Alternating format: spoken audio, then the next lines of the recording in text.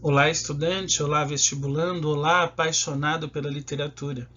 Eu sou o professor Átila Almada e você está no canal da Almada Consultoria para saber mais sobre as grandes obras literárias da língua portuguesa. Hoje nós vamos trabalhar com um texto interessantíssimo. Um texto que não nasceu exatamente como um texto literário, ele nasceu como um texto informativo. Mas é o primeiro texto que fala do nosso país, do Brasil. É a carta de achamento ao rei Dom Manuel, que você aprendeu lá na escola como a carta de descobrimento de Pero Vaz de Caminha. Venha comigo e entenda por que esse texto é tão importante e ao mesmo tempo tão revelador sobre as impressões que os primeiros estrangeiros, os primeiros navegantes portugueses tiveram da nossa terra. Vamos lá. Bom, antes de falar do texto em si, esse primeiro vídeo, essa primeira parte da nossa conversa, vai apresentar para você o contexto. O que estava acontecendo na Europa e o que estava acontecendo em Portugal para eles decidirem vir para cá. As monarquias nacionais europeias já estavam ali na virada do século XV para o século XVI consolidadas, ou pelo menos as principais delas. Portugal, Espanha, França, Inglaterra já tinham reinos e reis com alguma estabilidade. Vale lembrar que Portugal, um pouco mais de 100 anos antes, no finalzinho do século XIV, tinha vivido a Revolução de Avis, então havia tido uma troca de casa real, da Casa Real de Borgonha para a Casa dos Avis, e agora Portugal vivia uma relativa estabilidade, inclusive uma estabilidade política, que permitiu ao país as ousadas empreitadas de lançar navios ao mar, até então um mar desconhecido. Além dessa questão das monarquias europeias consolidadas, o continente vivia um período de efervescência cultural e científica. Depois de 1000 anos de Idade Média, não à toa conhecida como Idade das Trevas, em que todo o conhecimento que havia ficou trancafiado a 7 chaves pela Igreja Católica, agora começava a haver a volta às produções artísticas, o incentivo à ciência. Não necessariamente isso tenha começado em Portugal. Vale lembrar que o berço do renascimento científico e cultural foi a Itália, muito especialmente a cidade de Florença, graças à figura dos mecenas. Os mecenas eram aqueles que patrocinavam artistas e pesquisadores, e os grandes mecenas do Renascimento foram os Médici, que eram o equivalente a grandes banqueiros hoje. Portanto, eles tinham bastante dinheiro para investir e, claro, investir em arte e ciência também representava o poder. Mas só um minutinho, por que esse renascimento aconteceu? Por que de repente a Igreja Católica começou a ser questionada? Bom, a Igreja Católica, a gente precisa voltar alguns séculos antes, na virada ali dos anos 1000, começou a estabelecer as cruzadas. Ela percebeu que os árabes estavam entrando em território europeu e queriam tomar esse território. Não havia mais o perigo das invasões bárbaras, mas havia dos árabes. Então a Igreja Católica formou o seu, digamos assim, exército, os seus lutadores, que foram defender a terra europeia da invasão dos árabes e expandir também esse território. Claro, a igreja alegava que isso era em nome de Cristo, em nome de Deus, mas a gente sabe que a igreja era uma instituição com uma força política muito grande. E se os árabes conseguissem entrar na Europa e se impor ali, a Igreja Católica perderia sua hegemonia. Pois muito bem, a existência das cruzadas fez com que as pessoas saíssem da estrutura em que elas estavam acostumadas, que eram os feudos. As rotas das cruzadas, em que em algum ponto se encontravam, deram origem aos burgos, às pequenas cidades. Então, a estrutura feudal começou a ruir lentamente, paulatinamente, só que inexoravelmente. Não tinha mais o que fazer. Houve uma mudança no mapa europeu, começaram a surgir as cidades, os feudos deixaram de existir, começaram a haver os reinos, depois a consolidação desses reinos nas monarquias nacionais. Então nós já estamos com a Idade Média terminada, nós já temos os países mais ou menos delineados, temos os seus reis, e tudo isso possibilitou esse renascimento cultural, a volta da circulação de pessoas, mercadorias, dinheiro, investimentos, enfim. O Renascimento, como eu disse, que teve berço na Itália, ele possibilitou que se mudasse a visão de mundo que existia até ali. Claro, é no século XVI, 15 para 16, que vão se consolidar os estudos de Copérnico, de Galileu, mas mesmo assim já começavam a imaginar que a Terra talvez não fosse plana, nem muito menos quadrada, e que não era exatamente a Terra o centro do universo, como dizia Ptolomeu, um grego lá de muitos séculos atrás. começou a se perceber que a Terra era parte de um sistema.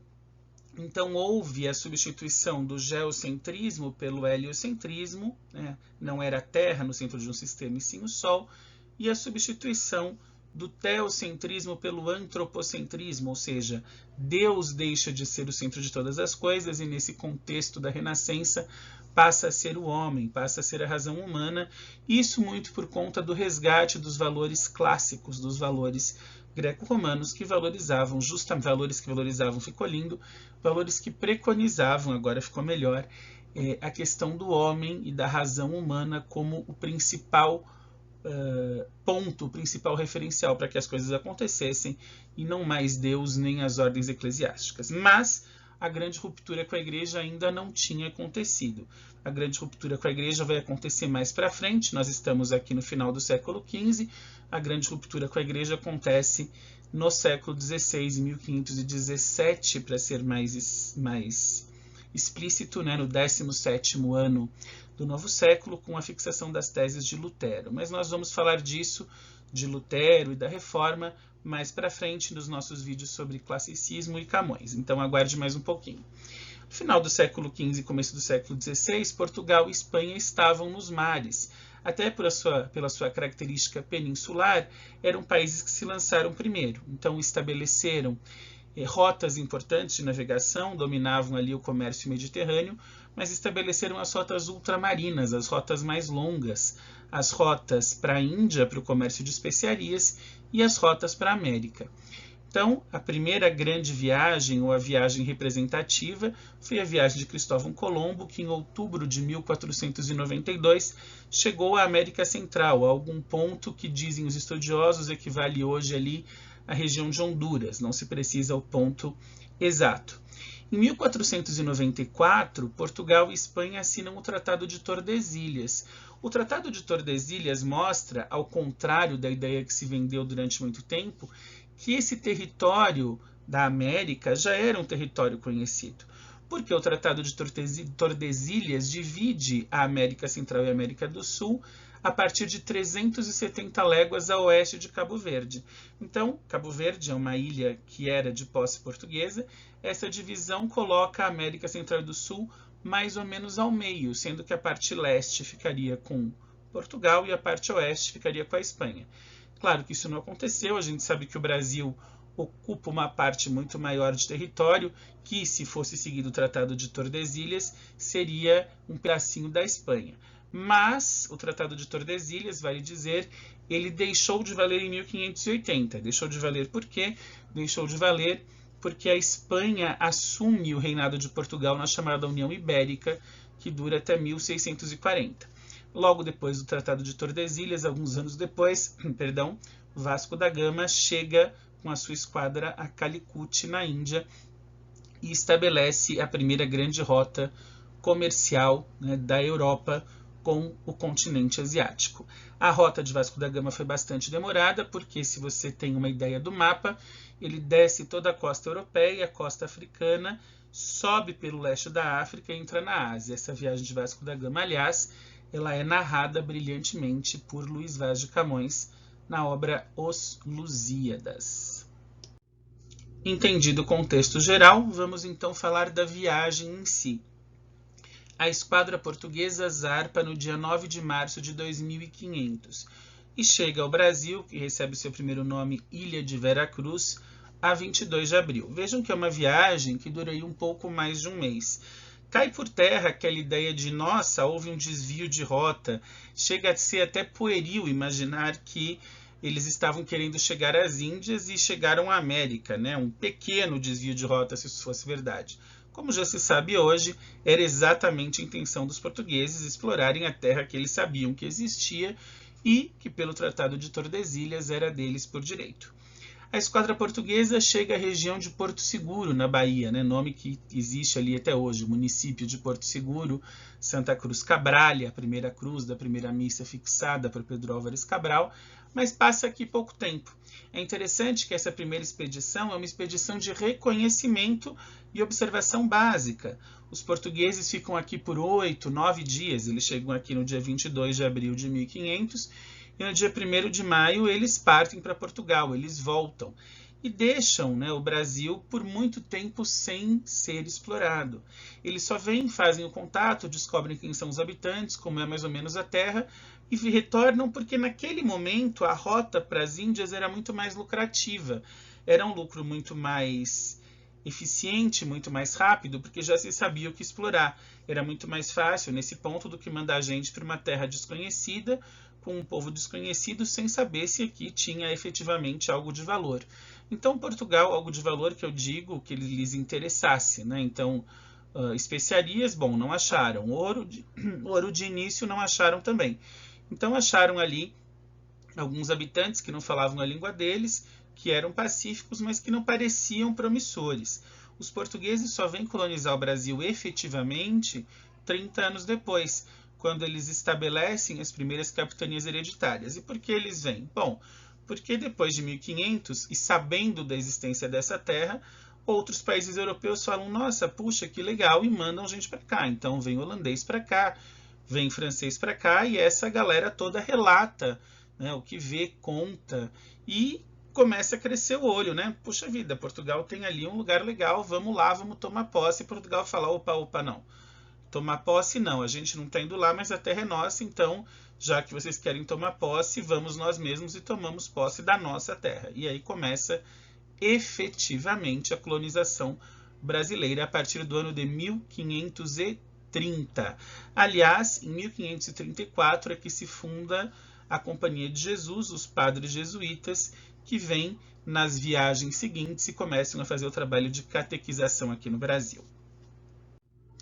Para falar de Pero Vaz de Caminha, é importante lembrar um detalhe. Ele era ali o escrivão oficial da Esquadra de Cabral, porque toda a esquadra, né, todas as missões reais de Portugal, da Espanha e de outros países tinham ali os seus escribas, que eram as pessoas que faziam os relatos das viagens, os diários ou as impressões das novas terras, enfim.